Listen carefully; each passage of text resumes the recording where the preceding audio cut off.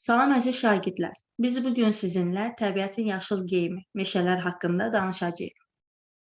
Yer kürəsində bitkilərin yayılması, onların müxtəlifliyi ilk növbədə ərazinin iqlimindən asılıdır. Planetimizdə ən sıx bitki örtüyünə malik ərazilər meşələrdir.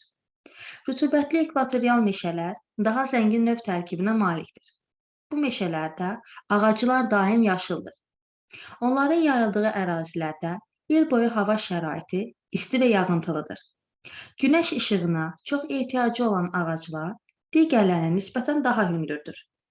Nəticədə ekvatorial meşələr çox yaruslu, çox mərtəbəli olur. Sarmaşan bitkilər, lianlar ağaclara dolanaraq yarusları birləşdirir. Bitkilərin sıxlığı hətta gündüzlərdə alaqaranlıq yaradır.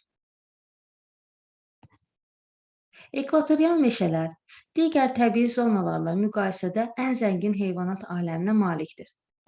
Burada rəngarəng quşlar, müxtəlif ilanlar, yaguar, panter, meymunlar, tapir və minlərcə həşərat yaşayır.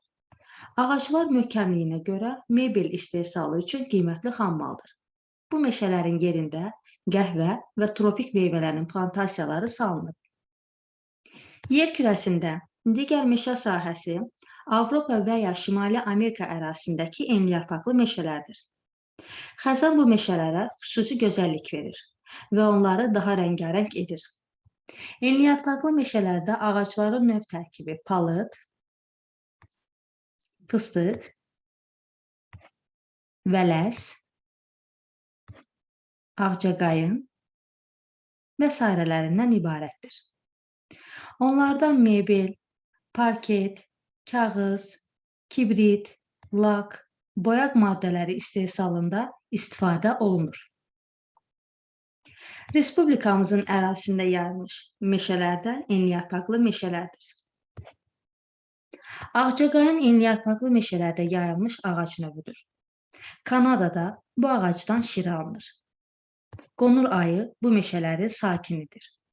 Şimali Amerika və Avrasiyada geniş yayılmış digər meşə sahəsi iynəyarpaqlı ağaclardan ibarətdir. Bu meşələr tayqa adlanır. Tayqada şam və küknar ağacları üstünlük təşkil edir. Onlar mebel və kağız istehsalı üçün əhəmiyyətlidir. Tayqada ən qiymətli ağac növü olan sidir toxumundan yağ alınır.